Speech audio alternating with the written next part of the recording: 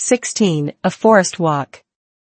Hester Prynne remained constant in her resolve to make known to Mr. Dimmesdale, at whatever risk of present pain or ulterior consequences, the true character of the man who had crept into his intimacy. For several days, however, she vainly sought an opportunity of addressing him in some of the meditative walks which she knew him to be in the habit of taking along the shores of the peninsula, or on the wooded hills of the neighboring country. There would have been no scandal, indeed, nor peril to the holy whiteness of the clergyman's good fame, had she visited him in his own study, where many a penitent, ere now, had confessed sins of perhaps as deep a dye as the one betokened by the Scarlet Letter. But, partly that she dreaded the secret or undisguised interference of old Roger Chillingworth, and partly that her conscious heart imparted suspicion where none could have been felt, and partly that both the minister and she would need the whole wide world to breathe in, while they talked together. For all these reasons Hester never thought of meeting him in any narrower privacy than beneath the open sky. At last, while attending a sick chamber, whither the Reverend Mr. Dimmesdale had been summoned to make a prayer, she learnt that he had gone, the day before, to visit the Apostle Eliot, among his Indian converts. He would probably return by a certain hour in the afternoon of the morrow. Betimes, therefore, the next day, Hester took little Pearl, who was necessarily the companion of all her mother's expeditions, however inconvenient her presence, and set forth. The road, after the two wayfarers had crossed from the peninsula to the mainland, was no other than a footpath. It straggled onward into the mystery of the primeval forest. This hemmed it in so narrowly, and stood so black and dense on either side, and disclosed such imperfect glimpses of the sky above, that, to Hester's mind, it imaged not amiss the moral wilderness in which she had so long been wandering. The day was chill and somber. Overhead was a grey expanse of cloud, slightly stirred, however, by a breeze, so that a gleam of flickering sunshine might now and then be seen at its solitary play along the path. This flitting cheerfulness was always at the further extremity of some long vista through the forest.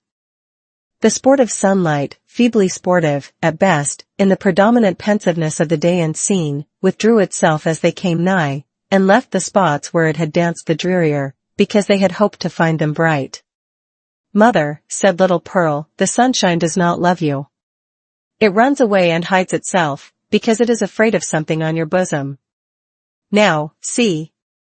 There it is, playing a good way off. Stand you here, and let me run and catch it. I am but a child.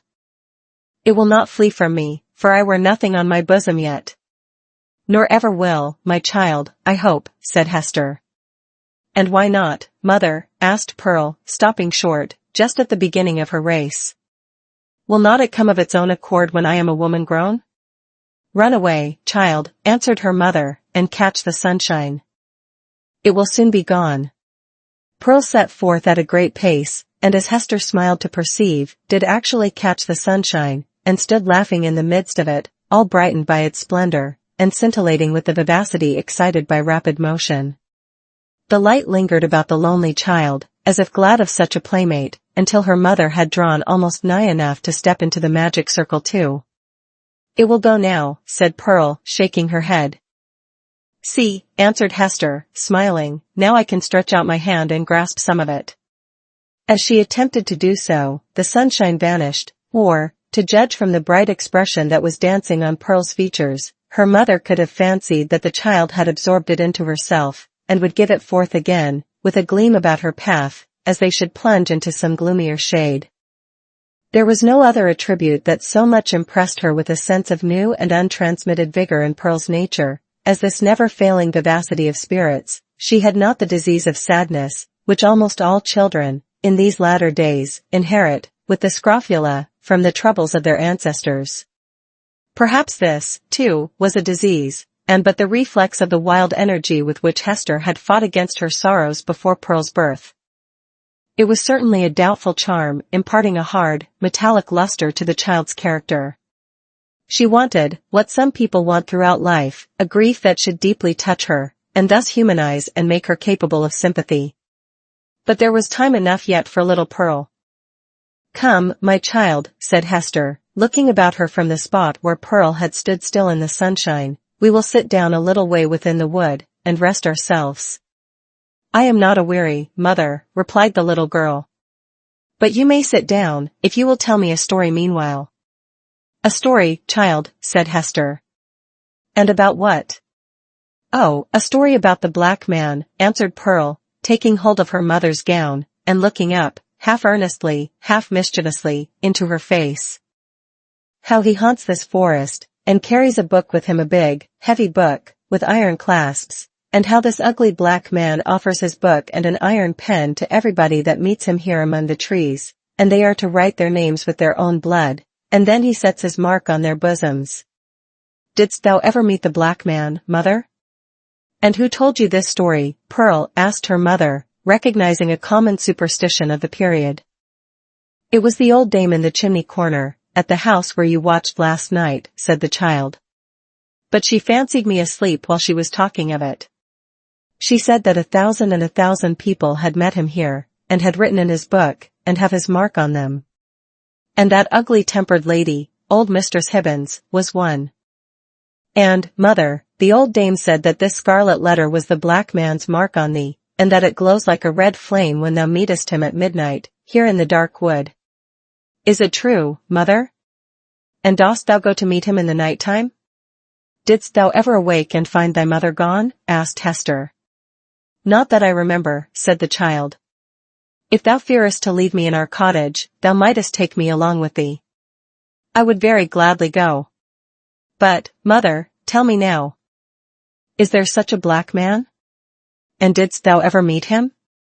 And is this his mark? Wilt thou let me be at peace, if I once tell thee? Asked her mother.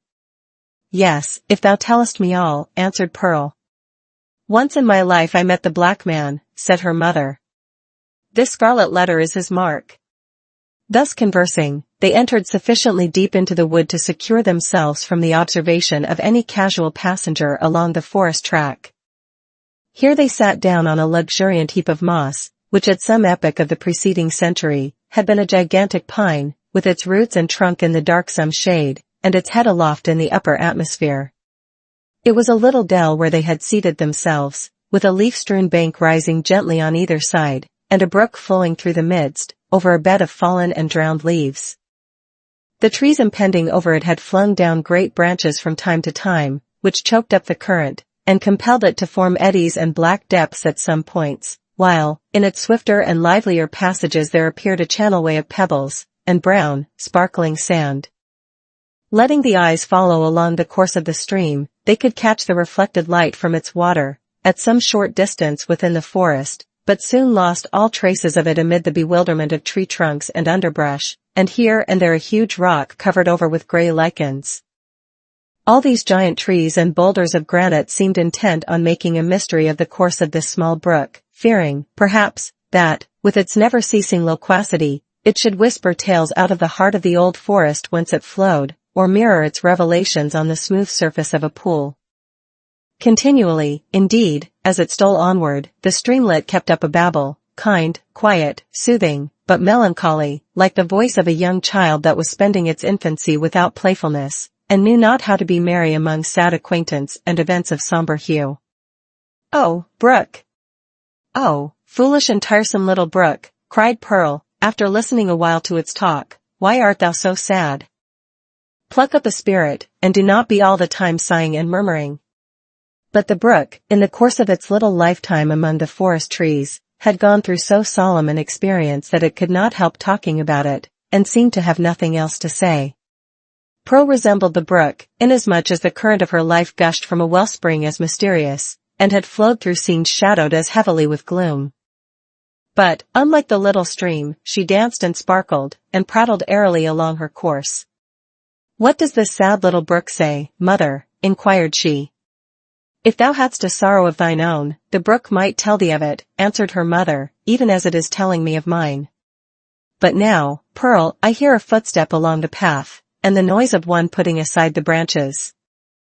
I would have thee betake thyself to play, and leave me to speak with him that comes yonder. Is it the black man? Asked Pearl. Wilt thou go and play, child? Repeated her mother, but do not stray far into the wood.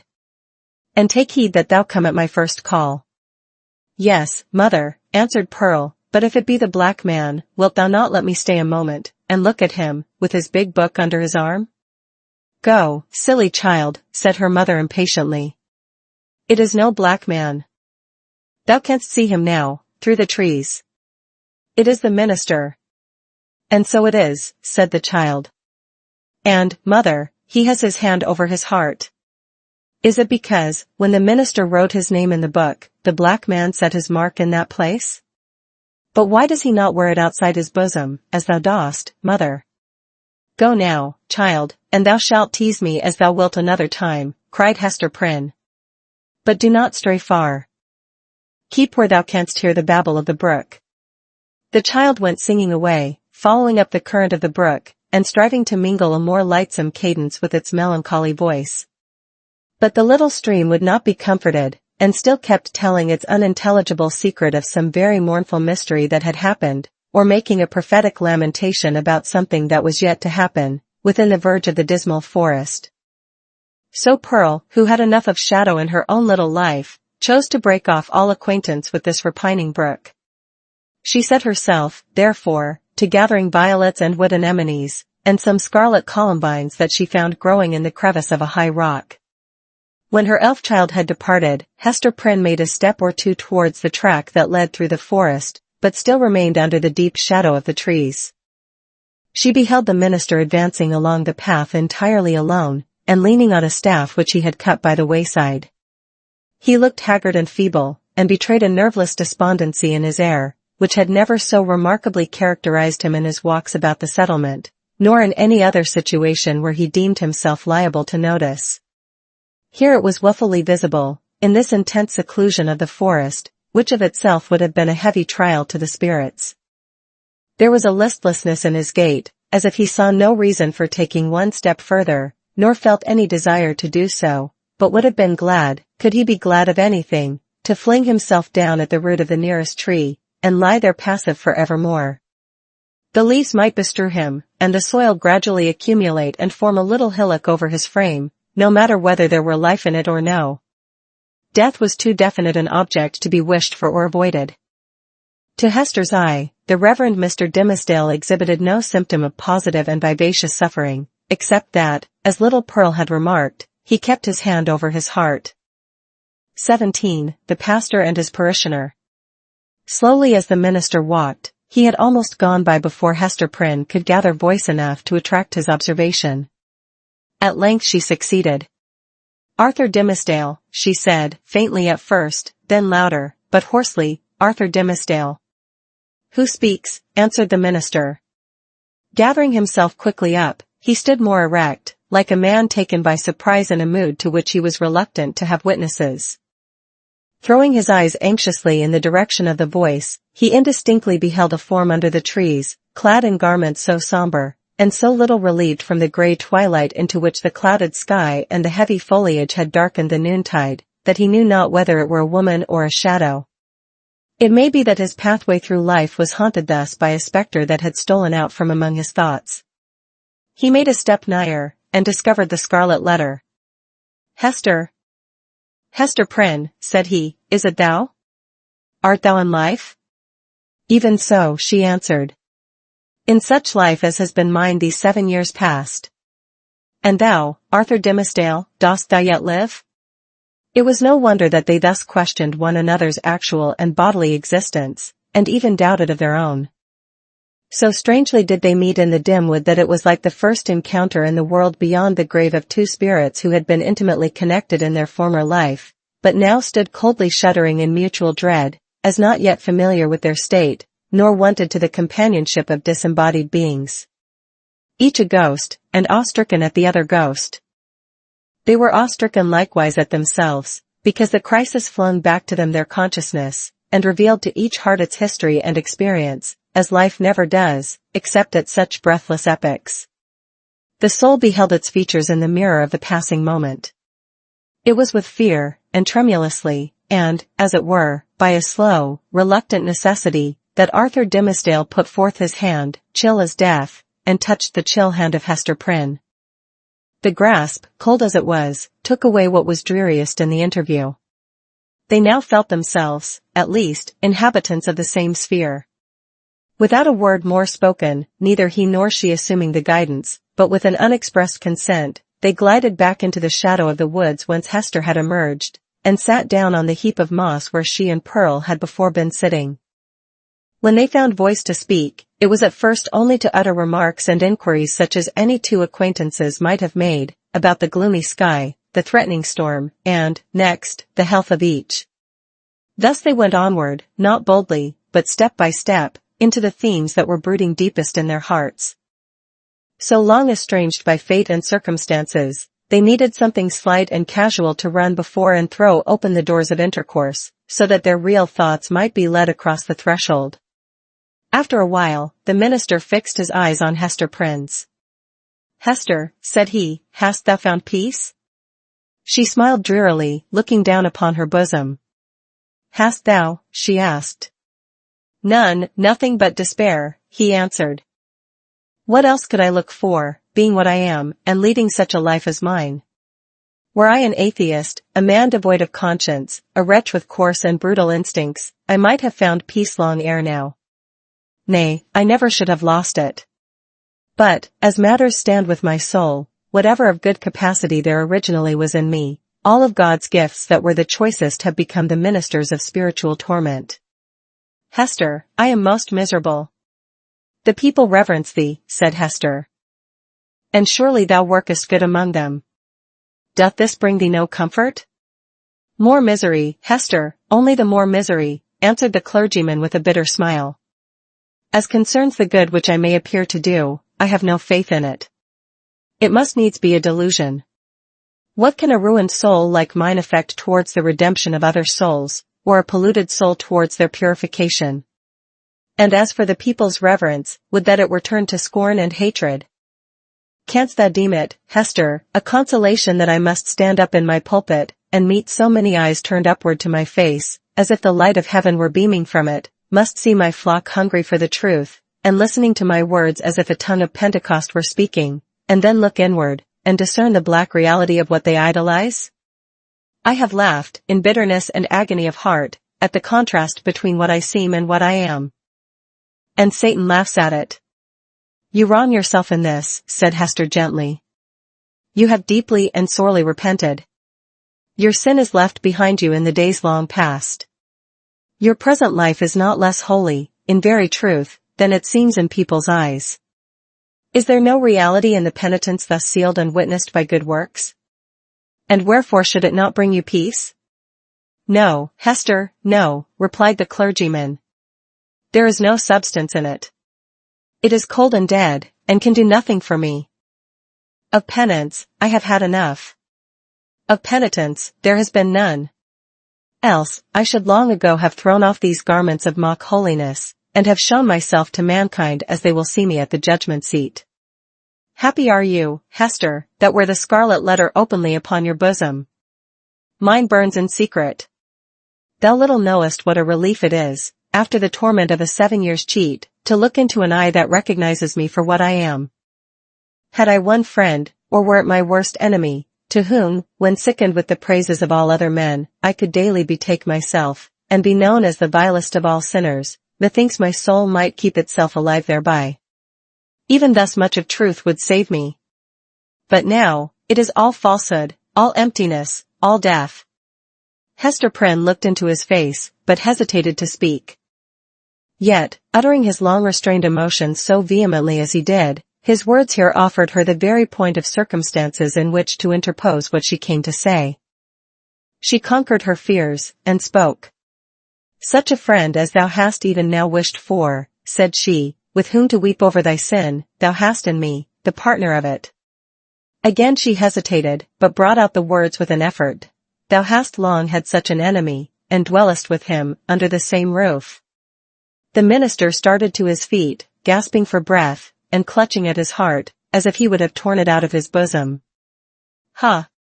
What sayest thou?" cried he. "An enemy? And under mine own roof? What mean you?"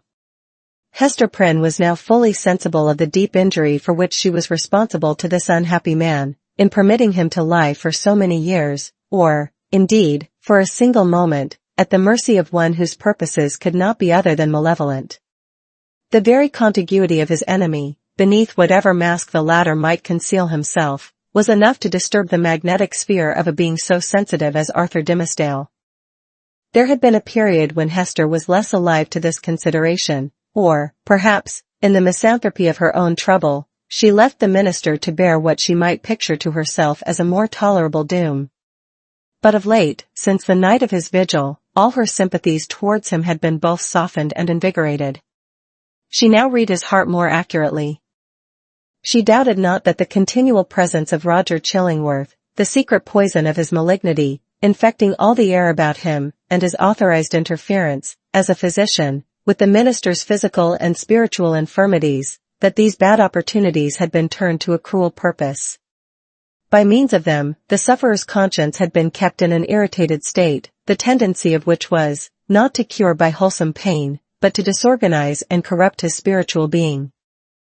Its result, on earth, could hardly fail to be insanity, and hereafter, that eternal alienation from the good and true, of which madness is perhaps the earthly type. Such was the ruin to which she had brought the man, once, nay, why should we not speak it, still so passionately loved? Hester felt that the sacrifice of the clergyman's good name, and death itself, as she had already told Roger Chillingworth, would have been infinitely preferable to the alternative which she had taken upon herself to choose.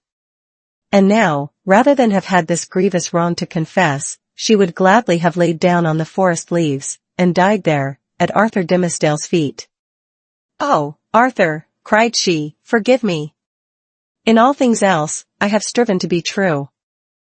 Truth was the one virtue which I might have held fast, and did hold fast, through all extremity, save when thy good, thy life, thy fame, were put in question. Then I consented to a deception. But a lie is never good, even though death threaten on the other side. Dost thou not see what I would say? That old man, the physician, he whom they call Roger Chillingworth, he was my husband."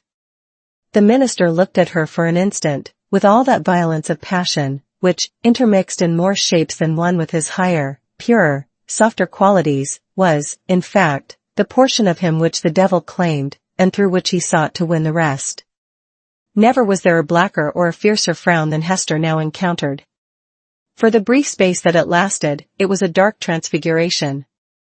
But his character had been so much enfeebled by suffering, that even its lower energies were incapable of more than a temporary struggle.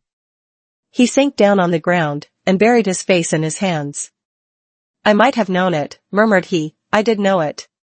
Was not the secret told me, in the natural recoil of my heart at the first sight of him, and as often as I have seen him since? Why did I not understand? Oh, Hester Prynne, thou little knowest all the horror of this thing. And the shame, the indelicacy, the horrible ugliness of this exposure of a sick and guilty heart to the very eye that would gloat over it. Woman, thou art accountable for this, I cannot forgive thee." "Thou shalt forgive me," cried Hester, flinging herself on the fallen leaves beside him. "Let God punish. Thou shalt forgive." With sudden and desperate tenderness she threw her arms around him, and pressed his head against her bosom, little caring though his cheek rested on the Scarlet Letter. He would have released himself, but strove in vain to do so. Hester would not set him free, lest he should look her sternly in the face. All the world had frowned on her, for 7 long years had it frowned upon this lonely woman, and still she bore it all, nor ever once turned away her firm, sad eyes. Heaven, likewise, had frowned upon her, and she had not died. But the frown of this pale, weak, sinful, and sorrow-stricken man was what Hester could not bear, and live. "Wilt thou yet forgive me?" she repeated, over and over again. "Wilt thou not frown? Wilt thou forgive?" "I do forgive you, Hester," replied the minister at length, with a deep utterance, out of an abyss of sadness, but no anger. "I freely forgive you now. May God forgive us both. We are not, Hester, the worst sinners in the world. There is one worse than even the polluted priest. That old man's revenge has been blacker than my sin. He has violated, in cold blood, the sanctity of a human heart. Thou and I, Hester, never did so." "Never, never," whispered she. "What we did had a consecration of its own. We felt it so. We said so to each other. hast thou forgotten it? Hush, Hester, said Arthur Dimmesdale, rising from the ground. No, I have not forgotten. They sat down again, side by side, and hand clasped in hand, on the mossy trunk of the fallen tree. Life had never brought them a gloomier hour. It was the point whither their pathway had so long been tending, and darkening ever, as it stole along, and yet it unclosed a charm that made them linger upon it, and claim another, and, after all, another moment. The forest was obscure around them, and creaked with a blast that was passing through it. The boughs were tossing heavily above their heads, while one solemn old tree groaned dolefully to another, as if telling the sad story of the pair that sat beneath, or constrained to forebode evil to come. And yet they lingered. How dreary looked the forest track that led backward to the settlement, where Hester Prynne must take up again the burden of her ignominy and the minister the hollow mockery of his good name. So they lingered an instant longer. No golden light had ever been so precious as the gloom of this dark forest. Here seen only by his eyes, the Scarlet Letter need not burn into the bosom of the fallen woman. Here seen only by her eyes, Arthur Dimmesdale, false to God and man, might be, for one moment true. He started at a thought that suddenly occurred to him. Hester, cried he, here is a new horror. Roger Chillingworth knows your purpose to reveal his true character. Will he continue, then, to keep our secret? What will now be the course of his revenge? There is a strange secrecy in his nature, replied Hester, thoughtfully, and it has grown upon him by the hidden practices of his revenge. I deem it not likely that he will betray the secret. He will doubtless seek other means of satiating his dark passion. And how am I to live longer, breathing the same air with this deadly enemy, exclaimed Arthur Dimmesdale, shrinking within himself, and pressing his hand nervously against his heart, a gesture that had grown involuntary with him. Think for me, Hester. Thou art strong. Resolve for me. Thou must dwell no longer with this man, said Hester, slowly and firmly. Thy heart must be no longer under his evil eye. It were far worse than death, replied the minister. But how to avoid it? What choice remains to me? Shall I lie down again on these withered leaves, where I cast myself when thou didst tell me what he was? Must I sink down there, and die at once? Alas! What a ruin has befallen thee, said Hester, with the tears gushing into her eyes. Wilt thou die for very weakness? There is no other cause. The judgment of God is on me, answered the conscience-stricken priest. It is too mighty for me to struggle with. Heaven would show mercy, rejoined Hester, hadst thou but the strength to take advantage of it. Be thou strong for me, answered he. Advise me what to do. Is the world, then, so narrow? Exclaimed Hester Prynne, fixing her deep eyes on the minister's, and instinctively exercising a magnetic power over a spirit so shattered and subdued that it could hardly hold itself erect. Doth the universe lie within the compass of yonder town, which only a little time ago was but a leaf-strewn desert, as lonely as this around us? Whither leads yonder forest track? Backward to the settlement, thou sayest. Yes, but, onward, too. Deeper it goes, and deeper into the wilderness, less plainly to be seen at every step, until some few miles hence the yellow leaves will show no vestige of the white man's tread. There thou art free. So brief a journey would bring thee from a world where thou hast been most wretched, to one where thou mayest still be happy. Is there not shade enough in all this boundless forest to hide thy heart from the gaze of Roger Chillingworth? Yes, Hester, but only under the fallen leaves, replied the minister, with a sad smile. Then there is the broad pathway of the sea, continued Hester. It brought thee hither. If thou so choose, it will bear thee back again. In our native land, whether in some remote rural village, or in vast London, or, surely, in Germany, in France, in pleasant Italy, thou wouldst be beyond his power and knowledge. And what hast thou to do with all these iron men, and their opinions? They have kept thy better part in bondage too long already. It cannot be, answered the minister, listening as if he were called upon to realize a dream. I am powerless to go. Wretched and sinful as I am, I have had no other thought than to drag on my earthly existence in the sphere where Providence hath placed me. Lost as my own soul is, I would still do what I may for other human souls. I dare not quit my post, though an unfaithful sentinel, whose sure reward is death and dishonour, when his dreary watch shall come to an end. Thou art crushed under this 7 years' weight of misery, replied Hester, fervently resolved to buoy him up with her own energy. But thou shalt leave it all behind thee. It shall not cumber thy steps, as thou treadest along the forest path, neither shalt thou freight the ship with it, if thou prefer to cross the sea. Leave this wreck and ruin here where it hath happened. Meddle no more with it. Begin all anew. Hast thou exhausted possibility in the failure of this one trial? Not so. The future is yet full of trial and success. There is happiness to be enjoyed. There is good to be done. Exchange this false life of thine for a true one.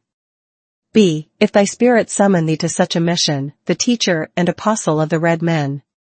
Or, as is more thy nature, be a scholar and a sage among the wisest and the most renowned of the cultivated world. Preach. Write. Act. Do anything, save to lie down and die. Give up this name of Arthur Dimmesdale, and make thyself another, and a high one, such as thou canst wear without fear or shame. Why shouldst thou tarry so much as one other day in the torments that have so gnawed into thy life? That have made thee feeble to will and to do? That will leave thee powerless even to repent. Up, and away. Oh, Hester, cried Arthur Dimmesdale, in whose eyes a fitful light, kindled by her enthusiasm, flashed up and died away, thou tellest of running a race to a man whose knees are tottering beneath him. I must die here. There is not the strength or courage left me to venture into the wide, strange, difficult world alone. It was the last expression of the despondency of a broken spirit. He lacked energy to grasp the better fortune that seemed within his reach. He repeated the word, alone, Hester. Thou shalt not go alone, answered she, in a deep whisper. Then, all was spoken. 18. A flood of sunshine. Arthur Dimmesdale gazed into Hester's face with a look in which hope and joy shone out, indeed, but with fear betwixt them, and a kind of horror at her boldness, who had spoken what he vaguely hinted at, but dared not speak. But Hester Prynne, with a mind of native courage and activity, and for so long a period not merely estranged, but outlawed from society, had habituated herself to such latitude of speculation as was altogether foreign to the clergyman. She had wandered, without rule or guidance, in a moral wilderness, as vast, as intricate, and shadowy as the untamed forest, amid the gloom of which they were now holding a colloquy that was to decide their fate. Her intellect and heart had their home, as it were, in desert places, where she roamed as freely as the wild Indian in his woods. For years past she had looked from this estranged point of view at human institutions, and whatever priests or legislators had established, criticizing all with hardly more reverence than the Indian would feel for the clerical band, the judicial robe, the pillory, the gallows, the fireside, or the church. The tendency of her fate and fortunes had been to set her free. The Scarlet Letter was her passport into regions where other women dared not tread. Shame, despair, solitude. These had been her teachers, stern and wild ones, and they had made her strong, but taught her much amiss. The minister, on the other hand, had never gone through an experience calculated to lead him beyond the scope of generally received laws, although, in a single instance, he had so fearfully transgressed one of the most sacred of them. But this had been a sin of passion, not of principle, nor even purpose. Since that wretched epoch, he had watched with morbid zeal and minuteness, not his acts, for those it was easy to arrange, but each breath of emotion, and his every thought. At the head of the social system, as the clergyman of that day stood, he was only the more trammeled by its regulations, its principles, and even its prejudices. As a priest, the framework of his order inevitably hemmed him in. As a man who had once sinned, but who kept his conscience all alive and painfully sensitive by the fretting of an unhealed wound, he might have been supposed safer within the line of virtue than if he had never sinned at all. Thus we seem to see that, as regarded Hester Prynne, the whole 7 years of outlaw and ignominy had been little other than a preparation for this very hour. But Arthur Dimmesdale. Were such a man once more to fall, what plea could be urged in extenuation of his crime? None, unless it avail him somewhat that he was broken down by long and exquisite suffering, that his mind was darkened and confused by the very remorse which harrowed it, that, between fleeing as an avowed criminal, and remaining as a hypocrite, conscience might find it hard to strike the balance, that it was human to avoid the peril of death and infamy, and the inscrutable machinations of an enemy, that, finally, to this poor pilgrim on his dreary and desert path, faint, sick, miserable, there appeared a glimpse of human affection and sympathy, a new life, and a true one, in exchange for the heavy doom which he was now expiating. And be the stern and sad truth spoken, that the breach which guilt has once made into the human soul is never, in this mortal state, repaired. It may be watched and guarded, so that the enemy shall not force his way again into the citadel, and might even in his subsequent assaults, select some other avenue, in preference to that where he had formerly succeeded. But there is still the ruined wall, and near it the stealthy tread of the foe that would win over again his unforgotten triumph. The struggle, if there were one, need not be described. Let it suffice that the clergyman resolved to flee, and not alone. If in all these past 7 years, thought he, I could recall one instant of peace or hope, I would yet endure, for the sake of that earnest of heaven's mercy. But now, since I am irrevocably doomed, wherefore should I not snatch the solace allowed to the condemned culprit before his execution? Or, if this be the path to a better life, as Hester would persuade me, I surely give up no fairer prospect by pursuing it. Neither can I any longer live without her companionship, so powerful is she to sustain, so tender to soothe. O thou to whom I dare not lift mine eyes, wilt thou yet pardon me? Thou wilt go, said Hester calmly, as he met her glance. The decision once made, a glow of strange enjoyment threw its flickering brightness over the trouble of his breast. It was the exhilarating effect, upon a prisoner just escaped from the dungeon of his own heart, of breathing the wild, free atmosphere of an unredeemed, unchristianized, lawless region. His spirit rose, as it were, with a bound, and attained a nearer prospect of the sky, than throughout all the misery which had kept him groveling on the earth. Of a deeply religious temperament, there was inevitably a tinge of the devotional in his mood. Do I feel joy again? Cried he, wondering at himself. Methought the germ of it was dead in me. Oh, Hester, thou art my better angel. I seem to have flung myself, sick, sin-stained, and sorrow-blackened, down upon these forest leaves, and to have risen up all made anew, and with new powers to glorify him that hath been merciful. This is already the better life. Why did we not find it sooner? Let us not look back, answered Hester Prynne. The past is gone. Wherefore should we linger upon it now? See. With this symbol I undo it all, and make it as if it had never been. So speaking, she undid the clasp that fastened the scarlet letter, and, taking it from her bosom, threw it to a distance among the withered leaves. The mystic token alighted on the hither verge of the stream. With a hand's breadth further flight, it would have fallen into the water, and have given the little brook another woe to carry onward, besides the unintelligible tale which it still kept murmuring about. But there lay the embroidered letter, glittering like a lost jewel, which some ill-fated wanderer might pick up, and thenceforth be haunted by strange phantoms of guilt, sinkings of the heart, and unaccountable misfortune. The stigma gone, Hester heaved a long, deep sigh, in which the burden of shame and anguish departed from her spirit. Oh, exquisite relief! She had not known the weight until she felt the freedom. By another impulse, she took off the formal cap that confined her hair, and down it fell upon her shoulders, dark and rich, with at once a shadow and a light in its abundance, and imparting the charm of softness to her features. There played around her mouth, and beamed out of her eyes, a radiant and tender smile, that seemed gushing from the very heart of womanhood. A crimson flush was glowing on her cheek, that had been long so pale. Her sex, her youth, and the whole richness of her beauty, came back from what men call the irrevocable past, and clustered themselves with her maiden hope, and a happiness before unknown, within the magic circle of this hour. And, as if the gloom of the earth and sky had been but the effluence of these two mortal hearts, it vanished with their sorrow.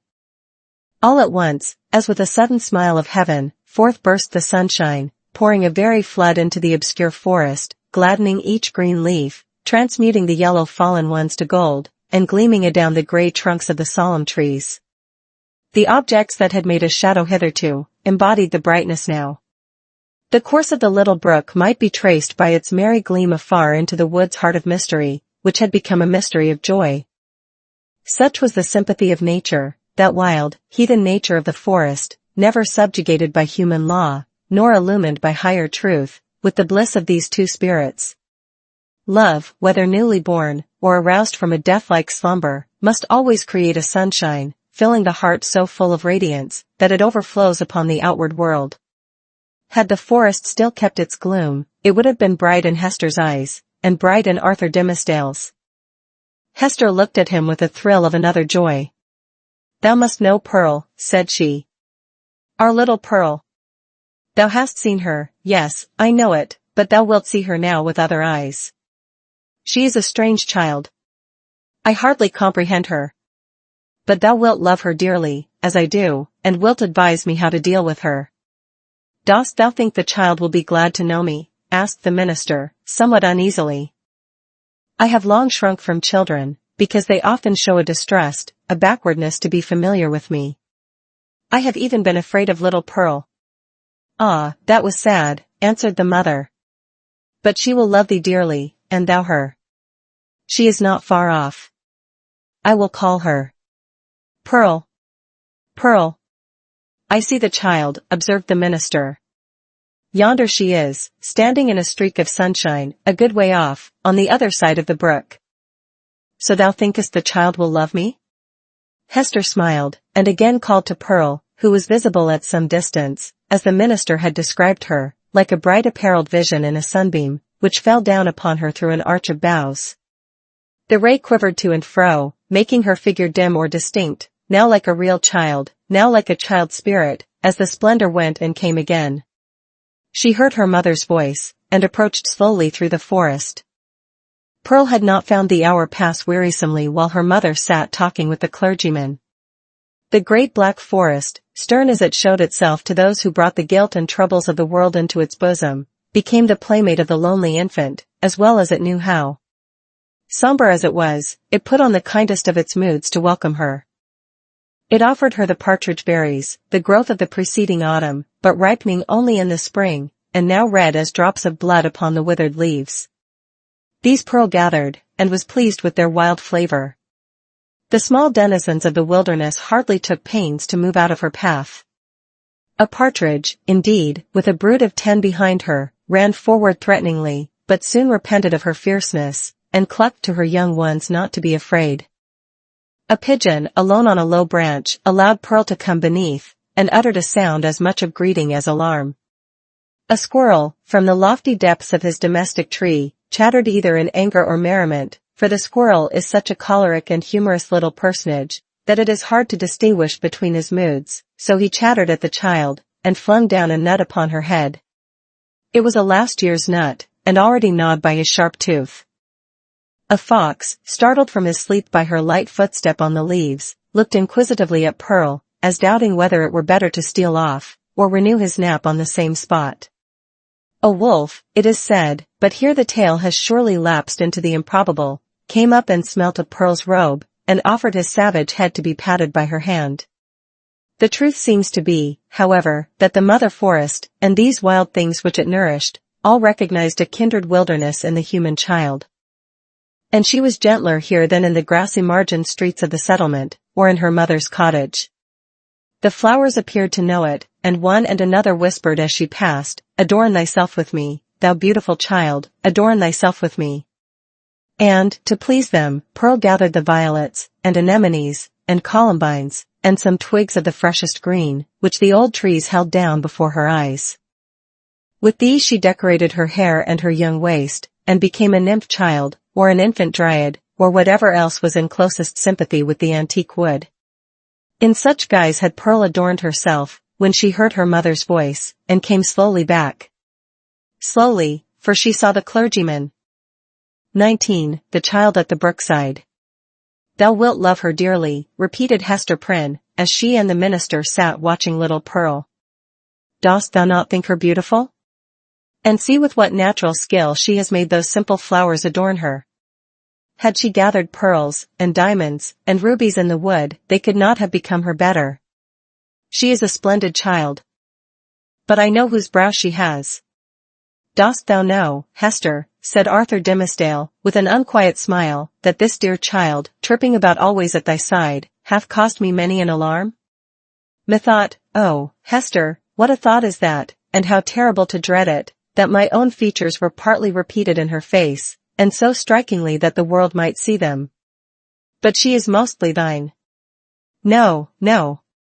Not mostly, answered the mother, with a tender smile. A little longer, and thou needest not to be afraid to trace whose child she is. But how strangely beautiful she looks with those wild flowers in her hair.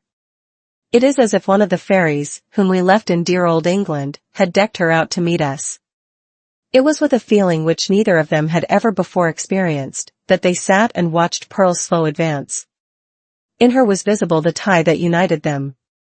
She had been offered to the world, these 7 past years, as the living hieroglyphic, in which was revealed the secret they so darkly sought to hide, all written in this symbol, all plainly manifest, had there been a prophet or magician skilled to read the character of flame. And Pearl was the oneness of their being. Be the foregone evil what it might, how could they doubt that their earthly lives and future destinies were conjoined when they beheld at once the material union, and the spiritual idea, in whom they met, and were to dwell immortally together? Thoughts like these, and perhaps other thoughts, which they did not acknowledge or define, threw an awe about the child as she came onward. Let her see nothing strange, no passion or eagerness, in thy way of accosting her, whispered Hester. Our Pearl is a fitful and fantastic little elf sometimes. Especially she is generally intolerant of emotion, when she does not fully comprehend the why and wherefore. But the child hath strong affections. She loves me, and will love thee. Thou canst not think, said the minister, glancing aside at Hester Prynne, how my heart dreads this interview, and yearns for it. But, in truth, as I already told thee, children are not readily won to be familiar with me. They will not climb my knee, nor prattle in my ear, nor answer to my smile, but stand apart, and eye me strangely. Even little babes, when I take them in my arms, weep bitterly. Yet Pearl, twice in her little lifetime, hath been kind to me. The first time, thou knowest it well. The last was when thou ledst her with thee to the house of yonder stern old governor. And thou didst plead so bravely in her behalf and mine, answered the mother. I remember it, and so shall little Pearl. Fear nothing. She may be strange and shy at first, but will soon learn to love thee. By this time Pearl had reached the margin of the brook, and stood on the further side, gazing silently at Hester and the clergyman, who still sat together on the mossy tree trunk waiting to receive her. Just where she had paused, the brook chanced to form a pool so smooth and quiet that it reflected a perfect image of her little figure, with all the brilliant picturesqueness of her beauty, in its adornment of flowers and wreathed foliage, but more refined and spiritualized than the reality. This image, so nearly identical with the living Pearl, seemed to communicate somewhat of its own shadowy and intangible quality to the child herself. It was strange, the way in which Pearl stood, looking so steadfastly at them through the dim medium of the forest gloom, herself, meanwhile, all glorified with a ray of sunshine, that was attracted thitherward as by a certain sympathy. In the brook beneath stood another child, another and the same, with likewise its ray of golden light. Hester felt herself, in some indistinct and tantalizing manner, estranged from Pearl, as if the child, in her lonely ramble through the forest, had strayed out of the sphere in which she and her mother dwelt together, and was now vainly seeking to return to it. There were both truth and error in the impression. The child and mother were estranged, but through Hester's fault, not Pearl's. Since the latter rambled from her side, another inmate had been admitted within the circle of the mother's feelings, and so modified the aspect of them all, that Pearl, the returning wanderer, could not find her wonted place, and hardly knew where she was. I have a strange fancy, observed the sensitive minister, that this brook is the boundary between two worlds, and that thou canst never meet thy Pearl again. Or is she an elfish spirit, who, as the legends of our childhood taught us, is forbidden to cross a running stream? Pray hasten her, for this delay has already imparted a tremor to my nerves. Come, dearest child, said Hester encouragingly, and stretching out both her arms. How slow thou art! When hast thou been so sluggish before now? Here is a friend of mine, who must be thy friend also. thou wilt have twice as much love henceforward as thy mother alone could give thee. Leap across the brook and come to us. Thou canst leap like a young deer. Pearl, without responding in any manner to these honey-sweet expressions, remained on the other side of the brook.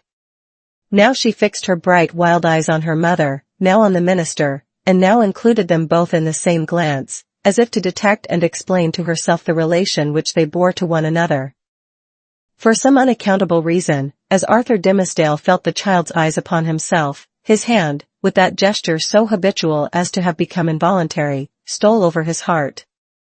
At length, assuming a singular air of authority, Pearl stretched out her hand, with the small forefinger extended, and pointing evidently towards her mother's breast.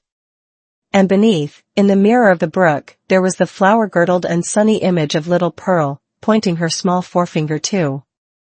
Thou strange child! Why dost thou not come to me? Exclaimed Hester. Pearl still pointed with her forefinger, and a frown gathered on her brow, the more impressive from the childish, the almost baby-like aspect of the features that conveyed it. As her mother still kept beckoning to her, and arraying her face in a holiday suit of unaccustomed smiles, the child stamped her foot with a yet more imperious look and gesture. In the brook, again, was the fantastic beauty of the image, with its reflected frown, its pointed finger, and imperious gesture, giving emphasis to the aspect of little Pearl. Hasten, Pearl, or I shall be angry with thee, cried Hester Prynne, who, however, inured to such behavior on the elf-child's part at other seasons, was naturally anxious for a more seemly deportment now. Leap across the brook, naughty child, and run hither. Else I must come to thee.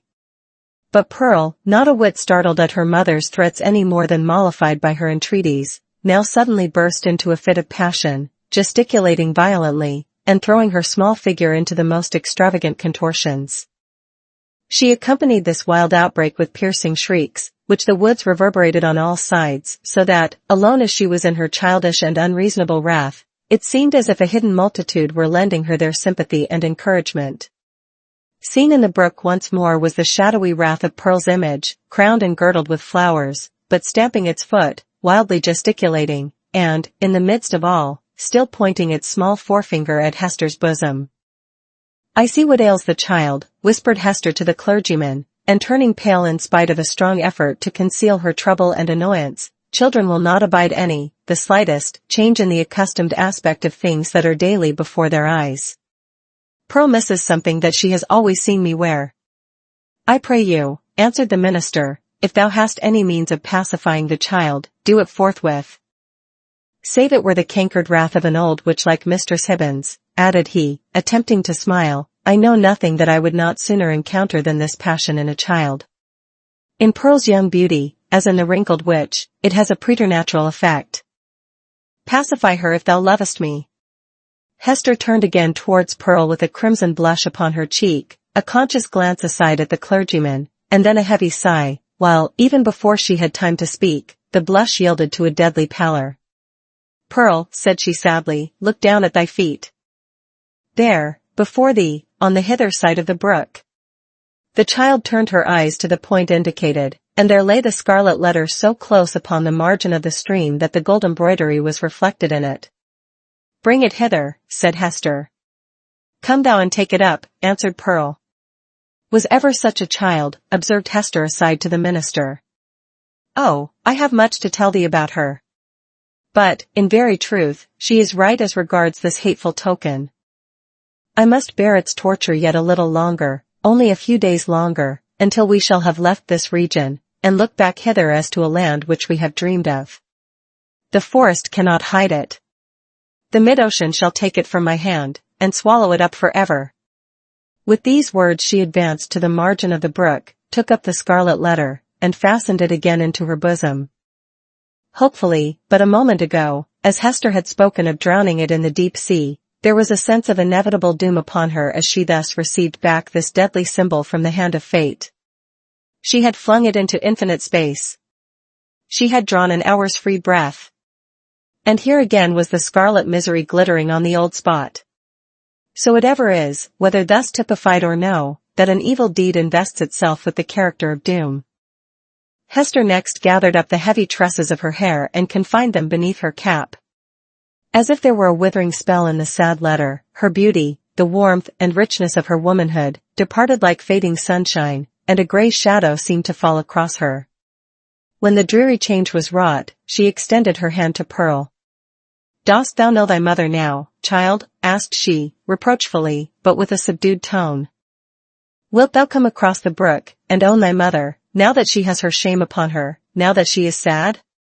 "Yes, now I will," answered the child, bounding across the brook, and clasping Hester in her arms. "Now thou art my mother indeed. And I am thy little Pearl."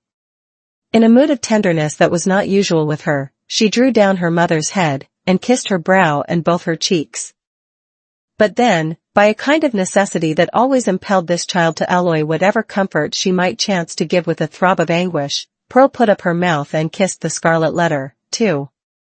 "That was not kind," said Hester. "When thou hast shown me a little love, thou mockest me." "Why doth the minister sit yonder?" asked Pearl. "He waits to welcome thee," replied her mother. "Come thou, and entreat his blessing. He loves thee, my little Pearl, and loves thy mother, too. Wilt thou not love him?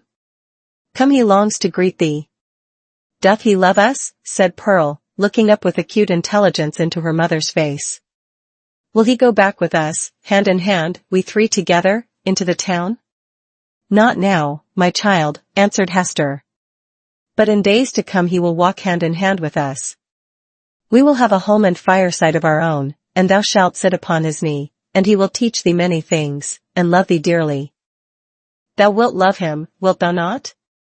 "And will he always keep his hand over his heart?" inquired Pearl. "Foolish child, what a question is that?" exclaimed her mother. "Come and ask his blessing." But, whether influenced by the jealousy that seems instinctive with every petted child towards a dangerous rival, or from whatever caprice of her freakish nature, Pearl would show no favor to the clergyman. It was only by an exertion of force that her mother brought her up to him, hanging back, and manifesting her reluctance by odd grimaces, of which, ever since her babyhood, she had possessed a singular variety, and could transform her mobile physiognomy into a series of different aspects, with a new mischief in them, each and all. The minister, painfully embarrassed, but hoping that a kiss might prove a talisman to admit him into the child's kindlier regards, bent forward, and impressed one on her brow. Hereupon, Pearl broke away from her mother, and, running to the brook, stooped over it, and bathed her forehead, until the unwelcome kiss was quite washed off and diffused through a long lapse of the gliding water. She then remained apart, silently watching Hester and the clergyman, while they talked together and made such arrangements as were suggested by their new position and the purposes soon to be fulfilled. And now this fateful interview had come to a close. The dell was to be left in solitude among its dark, old trees, which, with their multitudinous tongues, would whisper long of what had passed there, and no mortal be the wiser. And the melancholy brook would add this other tale to the mystery with which its little heart was already overburdened, and whereof it still kept up a murmuring babble, with not a whit more cheerfulness of tone than for ages heretofore. 20. The minister in a maze. As the minister departed, in advance of Hester Prynne and little Pearl, he threw a backward glance, half expecting that he should discover only some faintly traced features or outline of the mother and the child, slowly fading into the twilight of the woods. So great a vicissitude in his life could not at once be received as real. But there was Hester, clad in her grey robe, still standing beside the tree trunk, which some blast had overthrown a long antiquity ago, and which time had ever since been covering with moss, so that these two fated ones, with earth's heaviest burden on them, might there sit down together, and find a single hour's rest and solace. And there was Pearl, too, lightly dancing from the margin of the brook, now that the intrusive third person was gone, and taking her old place by her mother's side. So the minister had not fallen asleep and dreamed. In order to free his mind from this indistinctness and duplicity of impression, which vexed it with a strange disquietude, he recalled and more thoroughly defined the plans which Hester and himself had sketched for their departure. It had been determined between them that the old world, with its crowds and cities, offered them a more eligible shelter and concealment than the wilds of New England or all America, with its alternatives of an Indian wigwam, or the few settlements of Europeans scattered thinly along the seaboard. Not to speak of the clergyman's health, so inadequate to sustain the hardships of a forest life, his native gifts, his culture, and his entire development would secure him a home only in the midst of civilization and refinement. The higher the state, the more delicately adapted to it the man. In furtherance of this choice, it so happened that a ship lay in the harbor, one of those unquestionable cruisers, frequent at that day, which, without being absolutely outlaws of the deep, yet roamed over its surface with a remarkable irresponsibility of character. This vessel had recently arrived from the Spanish Main, and within 3 days' time would sail for Bristol. Hester Prynne, whose vocation, as a self-enlisted sister of charity, had brought her acquainted with the captain and crew, could take upon herself to secure the passage of 2 individuals and a child with all the secrecy which circumstances rendered more than desirable. The minister had inquired of Hester, with no little interest, the precise time at which the vessel might be expected to depart. It would probably be on the 4th day from the present. This is most fortunate, he had then said to himself. Now, why the Reverend Mr. Dimmesdale considered it so very fortunate we hesitate to reveal. Nevertheless, to hold nothing back from the reader, it was because, on the 3rd day from the present, he was to preach the election sermon, and, as such an occasion formed an honorable epoch in the life of a New England clergyman, he could not have chanced upon a more suitable mode and time of terminating his professional career. At least, they shall say of me, thought this exemplary man, that I leave no public duty unperformed or ill-performed. Sad, indeed, that an introspection so profound and acute as this poor minister's should be so miserably deceived. We have had, and may still have, worse things to tell of him, but none, we apprehend, so pitiably weak, no evidence, at once so slight and irrefragable, of a subtle disease that had long since begun to eat into the real substance of his character. No man, for any considerable period, can wear one face to himself and another to the multitude, without finally getting bewildered as to which may be the true. The excitement of Mr. Dimmesdale's feelings as he returned from his interview with Hester, lent him unaccustomed physical energy, and hurried him townward at a rapid pace. The pathway among the woods seemed wilder, more uncouth with its rude natural obstacles, and less trodden by the foot of man, than he remembered it on his outward journey. But he leaped across the plashy places, thrust himself through the clinging underbrush, climbed the ascent, plunged into the hollow, and overcame, in short, all the difficulties of the track, with an unweariable activity that astonished him. He could not but recall how feebly, and with what frequent pauses for breath he had toiled over the same ground, only 2 days before. As he drew near the town, he took an impression of change from the series of familiar objects that presented themselves. It seemed not yesterday, not 1, not 2, but many days, or even years ago, since he had quitted them. There, indeed, was each former trace of the street, as he remembered it, and all the peculiarities of the houses, with the due multitude of gable peaks, and a weathercock at every point where his memory suggested one. Not the less, however, came this importunately obtrusive sense of change. The same was true as regarded the acquaintances whom he met, and all the well-known shapes of human life, about the little town. They looked neither older nor younger now, the beards of the aged were no whiter, nor could the creeping babe of yesterday walk on his feet today. It was impossible to describe in what respect they differed from the individuals on whom he had so recently bestowed a parting glance, and yet the minister's deepest sense seemed to inform him of their mutability. A similar impression struck him most remarkably as he passed under the walls of his own church. The edifice had so very strange, and yet so familiar an aspect, that Mr. Dimmesdale's mind vibrated between 2 ideas, either that he had seen it only in a dream hitherto, or that he was merely dreaming about it now. This phenomenon, in the various shapes which it assumed, indicated no external change, but so sudden and important a change in the spectator of the familiar scene, that the intervening space of a single day had operated on his consciousness like the lapse of years. The minister's own will, and Hester's will, and the fate that grew between them, had wrought this transformation. It was the same town as heretofore, but the same minister returned not from the forest. He might have said to the friends who greeted him, "I am not the man for whom you take me. I left him yonder in the forest, withdrawn into a secret dell, by a mossy tree trunk, and near a melancholy brook. Go, seek your minister, and see if his emaciated figure, his thin cheek, his white, heavy, pain-wrinkled brow, be not flung down there, like a cast-off garment. His friends, no doubt, would still have insisted with him, thou art thyself the man, but the error would have been their own, not his. Before Mr. Dimmesdale reached home, his inner man gave him other evidences of a revolution in the sphere of thought and feeling. In truth, nothing short of a total change of dynasty and moral code, in that interior kingdom, was adequate to account for the impulses now communicated to the unfortunate and startled minister.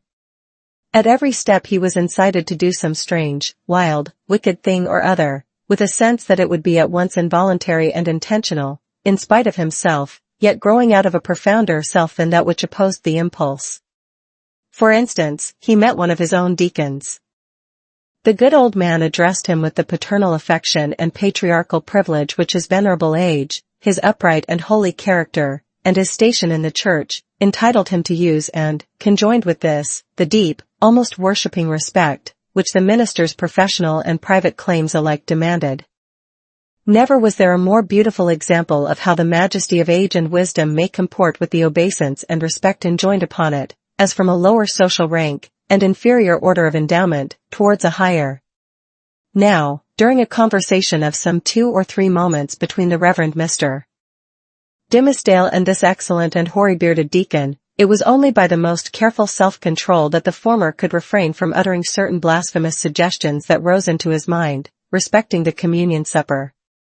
He absolutely trembled and turned pale as ashes, lest his tongue should wag itself in utterance of these horrible matters, and plead his own consent for so doing, without his having fairly given it.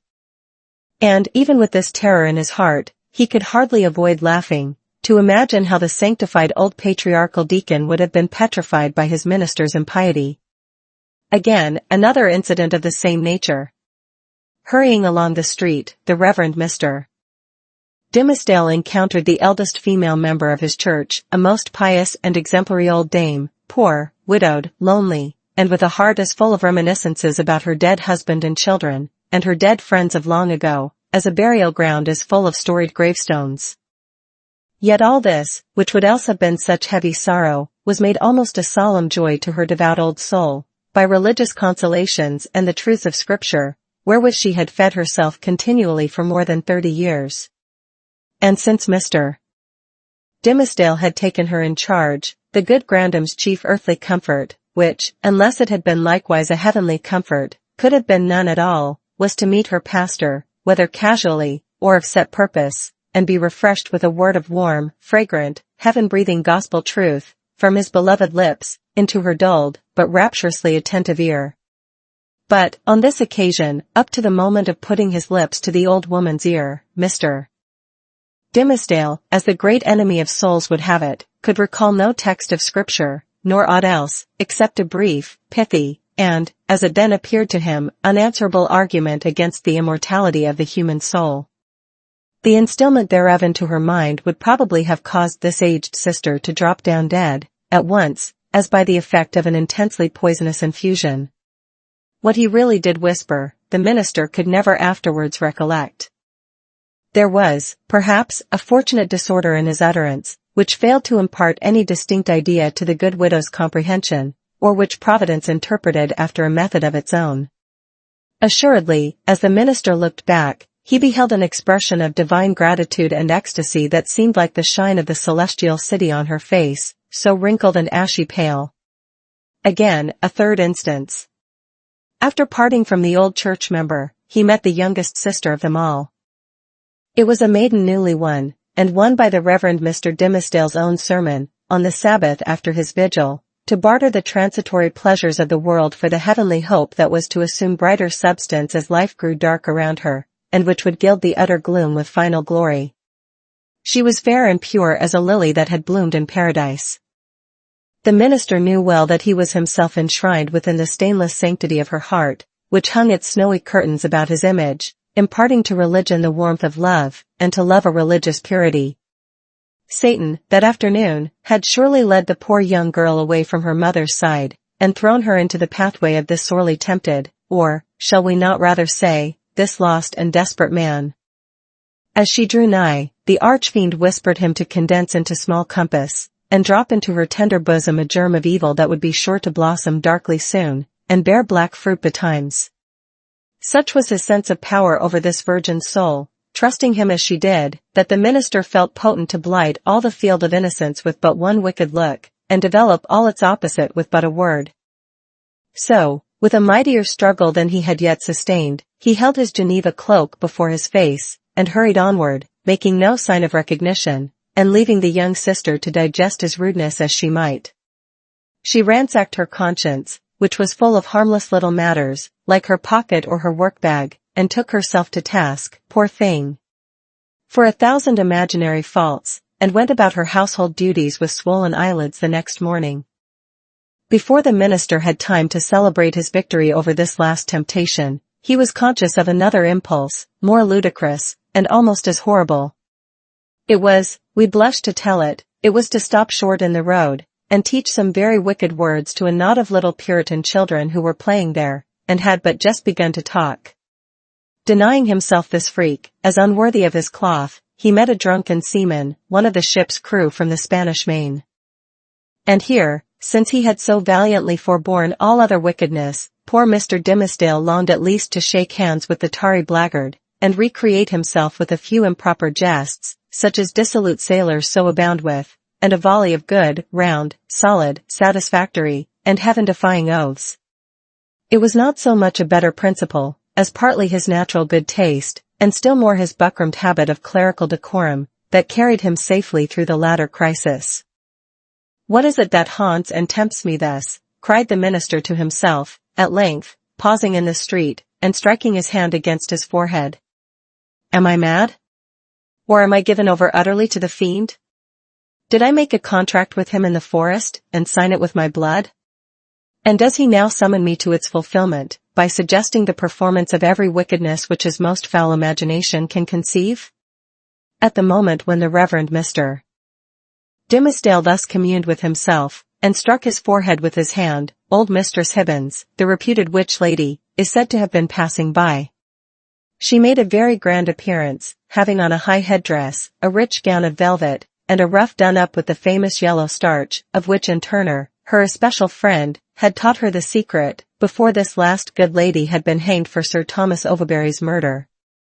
Whether the witch had read the minister's thoughts or no, she came to a full stop, looked shrewdly into his face, smiled craftily, and, though little given to converse with clergymen, began a conversation. "So, reverend sir, you have made a visit into the forest," observed the witch lady, nodding her high head dress at him. "The next time I pray you to allow me only a fair warning, and I shall be proud to bear you company. Without taking overmuch upon myself, my good word will go far towards gaining any strange gentleman a fair reception from yonder potentate you wot of." "I profess, madam," answered the clergyman, with a grave obeisance, such as the lady's rank demanded, and his own good breeding made imperative, "I profess, on my conscience and character, that I am utterly bewildered as touching the purport of your words.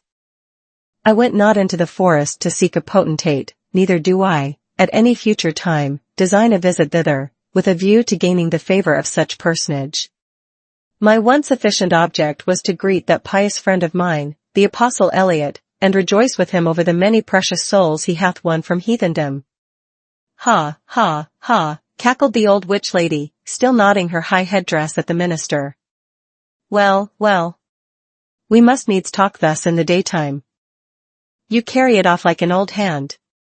But at midnight, and in the forest, we shall have other talk together."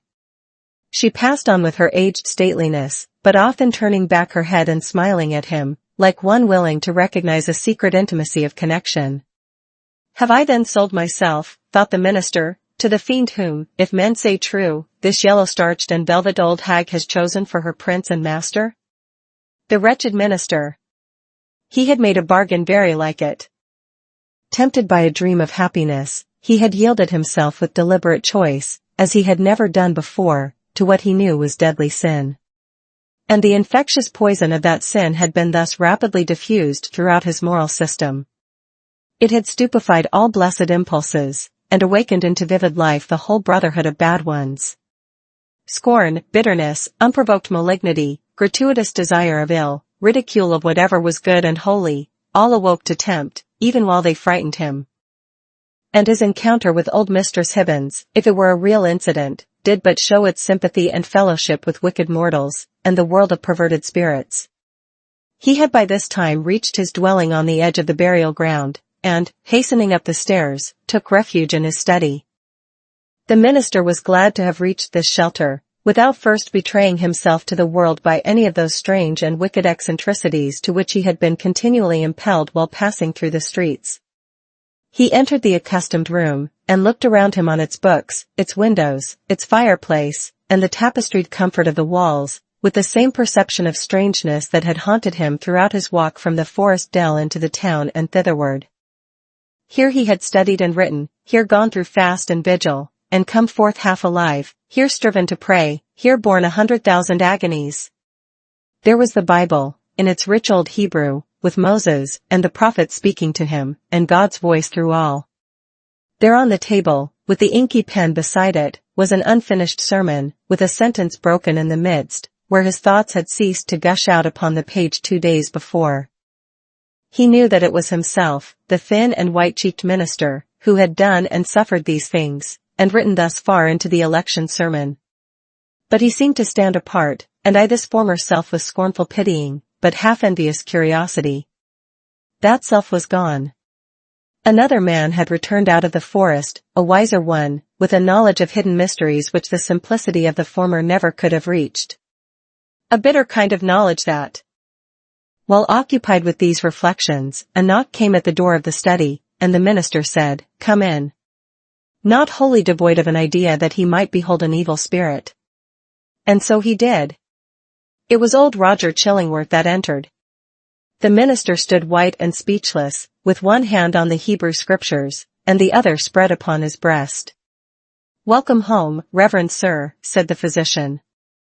"And how found you that godly man, the Apostle Eliot? But methinks, dear sir, you look pale, as if the travel through the wilderness had been too sore for you. Will not my aid be requisite to put you in heart and strength to preach your election sermon?" "Nay, I think not so," rejoined the Reverend Mr. Dimmesdale. "My journey, and the sight of the holy apostle yonder, and the free air which I have breathed have done me good, after so long confinement in my study. I think to need no more of your drugs, my kind physician, good though they be, and administered by a friendly hand." All this time Roger Chillingworth was looking at the minister with the grave and intent regard of a physician towards his patient. But, in spite of this outward show, the latter was almost convinced of the old man's knowledge, or, at least, his confident suspicion, with respect to his own interview with Hester Prynne.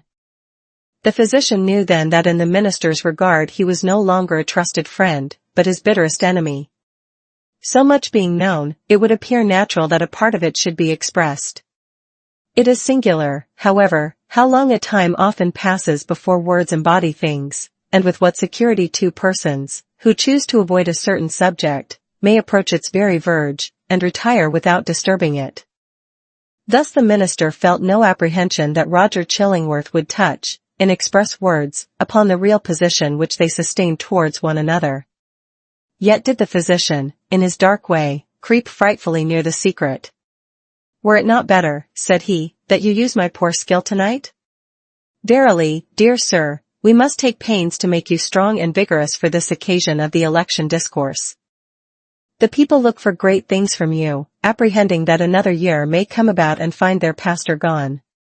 "Yes, to another world," replied the minister with pious resignation. "Heaven grant it be a better one, for, in good sooth, I hardly think to tarry with my flock through the flitting seasons of another year. But touching your medicine, kind sir, in my present frame of body I need it not." "I joy to hear it," answered the physician. "It may be that my remedies, so long administered in vain, begin now to take due effect. Happy man were I, and well deserving of New England's gratitude, could I achieve this cure."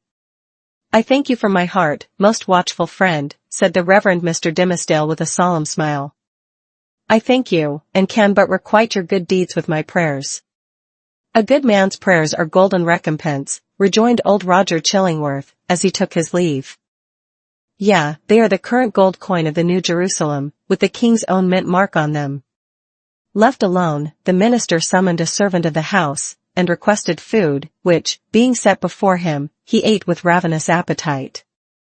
Then flinging the already written pages of the election sermon into the fire, he forthwith began another, which he wrote with such an impulsive flow of thought and emotion, that he fancied himself inspired, and only wondered that heaven should see fit to transmit the grand and solemn music of its oracles through so foul an organ pipe as he.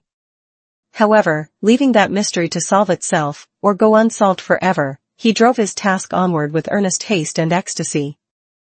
Thus the night fled away, as if it were a winged steed, and he careering on it. Morning came, and peeped, blushing, through the curtains, and at last sunrise threw a golden beam into the study, and laid it right across the minister's bedazzled eyes.